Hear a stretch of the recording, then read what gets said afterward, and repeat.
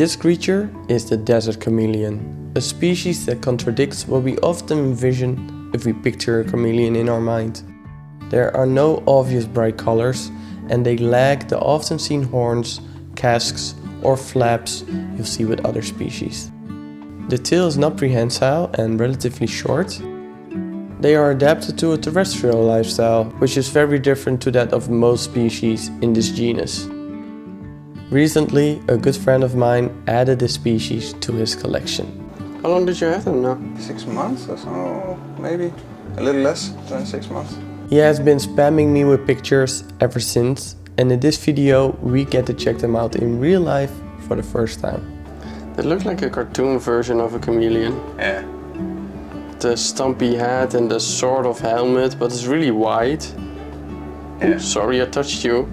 And these are also like pointy.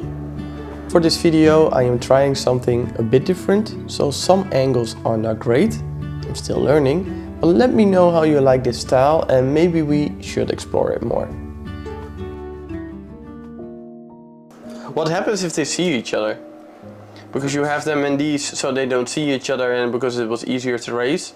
So that's a female, right? Yeah. It's a lot bigger. So how do they, yeah, color changes, but that's also because we handled them. If you take out two males, you can see the difference in color then.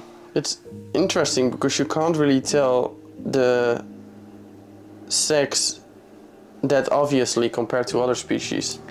You can see the sex by the tail because the tail bulb. Yeah. I was told. Yeah, but that's what I mean. With a lot of chameleons, it's either color, pattern, the helmet, or whatever, horns. And with these, there's no, except for the bulges, no like real obvious dimorphism. No, that's true. Like these two, from a distance, would look exactly the same. Yeah.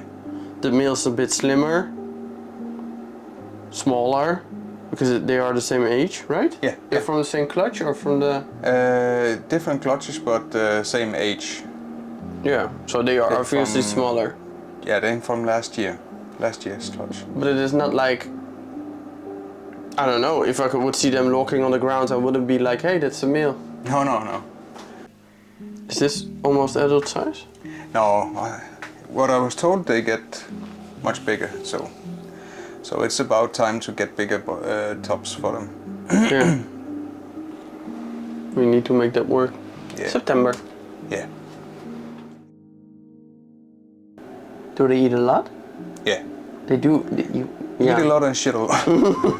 That's what happens. Yeah. But you also keep them really warm. It's really warm under the light. Yeah. But they are desert animals, so... Do you see them bask? Yeah, mostly in the morning. When the light comes on and they wake up. But yeah, this is the... They don't really hold on as tightly as arboreal chameleons. No, that's true. They have a grip, but it's not like... And they also don't wiggle as much as if they are in the wind. No. But it's yeah, weird they definitely hold on don't hold on the same as the... But it's weird, the males are more aggro. Yeah. It already turned a lot darker. So. You're like, damn it didn't work. The threads didn't work. Looking back at the footage, I feel like the dimorphism was there, but just not as obvious as I mentioned in the video. You could see the males were slimmer, had a different body shape and almost looked a bit more elongated in comparison to the more stout looking females.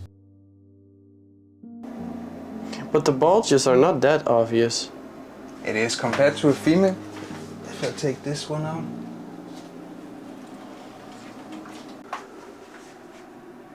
If you see, compared to here, you can see it's much more heavy. Yeah. But she's again like twice the size of the male. Yeah, and that's even a big male compared to the other one.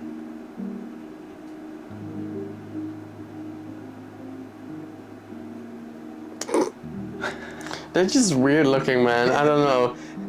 They definitely are. But you have been pretty enthusiastic about them. But here you can see the color starts to change a lot. Yeah. Oh yeah, she starts to get the more pardon and. Ooh.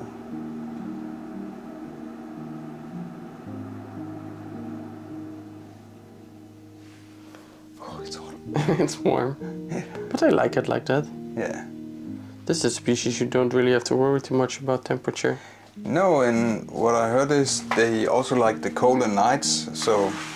Perfect. So you can just but then it's easy to have them in the open boxes because you lose all the heat. Yeah. Pretty easily. They definitely run fast. Yeah. Yeah. You also see it in the videos from where they found in nature. You can see them running like whoa. But yeah, compared to when I got them, they grown quite a lot. It is quite typical for young chameleons to grow fast. They often come out of the egg absolutely tiny and are seen as a great food source by many animals. Also, having a bigger body mass helps you retain moisture, which is very important considering the climate these are from. Do they shed a lot? No, actually not. I've only seen them shed, I think it's two times. I'm surprised it's not eating its shed. I would think that a species like this, when the resources are so low, they would eat it. Maybe it still will. I think I saw them eat a few times, but also sometimes not so. It could be that they shed more than I think. I'll see, and then just eat it. What have you fed them? Crickets, mostly crickets and some beetles. But that's that. I tried to Sophobia beetles and the beetles I got from you. Yeah, those were Sophobia. Sophobia, yeah. But they seemed a little bit too big compared to the what I call mealworm. Yeah, the mealworm. Yeah, larva beetles. They are really active. I can see them almost moving the whole day. Yeah. That's also why they need more space now. Now they've grown so much, they need more space. Are you gonna do the new setups exactly the same, just bigger? Yeah, probably just a little bit more succulents. I think maybe add a few. That's also a nice way to add a bit of a more humid area. Yeah, and a little bit looks also a little bit better than all the plastic. But again, needed to be a little bit easy for them to grow into and. Yeah, because they are new. To learn. Yeah. I think my friend has a good point here. We all want the best looking setups, but when we get a new species, we want to sometimes start a bit more basic. Of course, we want to make sure that the basic needs are met, but in a more simple setup, it helps us with the needed observation and getting to know the animals and its needs. When getting new animals, observation is very important, especially during the quarantine period. And my advice would always be to start with a setup similar to the person who bred the animals and work from there. But yeah, the light and everything was the breeders.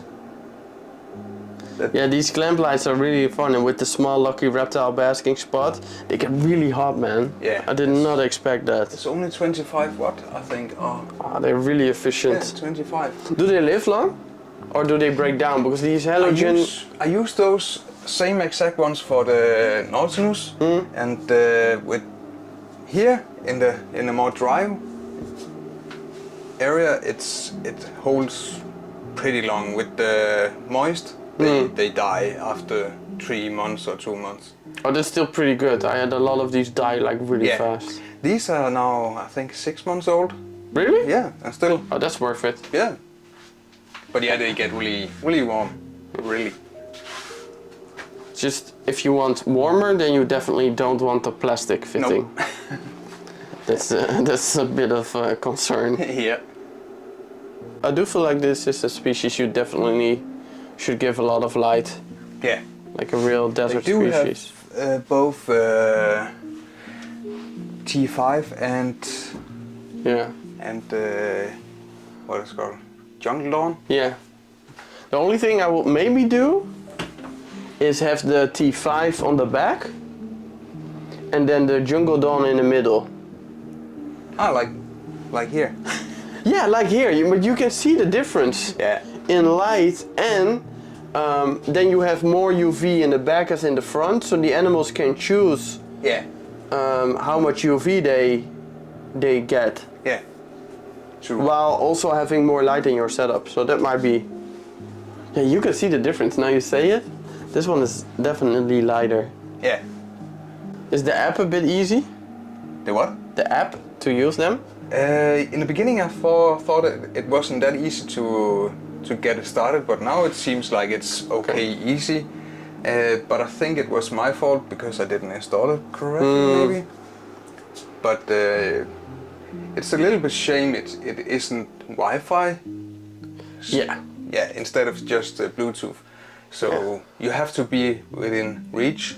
Wi-Fi would have been so much better. Then you could just, I don't know, now I'm here, and if it's really hot at my house, I could just via Wi-Fi turn it down. Definitely. That's one of the good things about the Luminize, because now it's hot outside, you can just lower it, so it's not That's full. true. So Yeah. I don't know if it takes less wattage, so less cost also, or no idea. I'm not really sure. It's sold you like the smart it one then. is. Well, it is sold like that it's using less, and therefore also that the UV lasts longer. Yeah. But I do think like for a person that's not really handy, like how long of a peak are you gonna use, and how much percentage are you gonna use? You know, you need a UV meter to set them properly, and most people don't have that. So No, true. it is really reactive. Oh, that's a lot of light. Do you ever have it on 100%? No. I mostly have it 50 like this. Do you think they're worth it? They don't cost that much more as a normal T5, and I find it's compared to the normal ones and the Luminize, like you say, it's not that much more cost. So if I would buy it again, yeah, sure. But would you exchange all your other ones above the Nautilus? With time, yeah, probably, but not. I wouldn't go out and buy it just for having Luminize for everything. Yeah. And just in case you need new ones, you will add them. Yeah, I have the same. You don't really have a height for them. Do you think they will use it, or just more like I don't think, snuggle in between the branches? Yeah, I don't think they really want to use it, but sometimes they lay underneath these and use them as a height. There's also in the videos I seen from the wild, you see them go underneath these, or like what do we have in Europe? Roots or with succulents or something. A small bush that could be cool in the bigger setups, where they could hide in between or underneath. Maybe you can get one of those Mediterranean grasses. Yeah. That just also looks good when it's dead, you know, because it will die. That's true. Maybe in the bigger setup you can do some more substrate, because you now clearly have them just for easy cleaning. Yeah. You also see them dig a lot, so deeper substrate would be ideal. Maybe also for temperature difference. After learning some more, I found this species naturally would also use or even dig its own burrows. So a deeper substrate would definitely be a great idea. Also for females to lay eggs in a later stage. Have you ever thought about keeping them outside for like now, if it's really hot summer, or if it's way too humid? I think it's too humid, and I think it's not too warm. It's not warm enough for them, but yeah, they seem to like it warm. In Spain or something, it would be ideal. Yeah. Or maybe if you had a greenhouse, it could also work okay well, because they seem to like the colder nights. So why do you like them so much? After you saw them in real life, you like them more or less? I think they're weird, man. Yeah, but they are definitely cool, but it must be in your bold area with the colors. Brown. Yeah. Dark. Yeah. 50 shades of brown.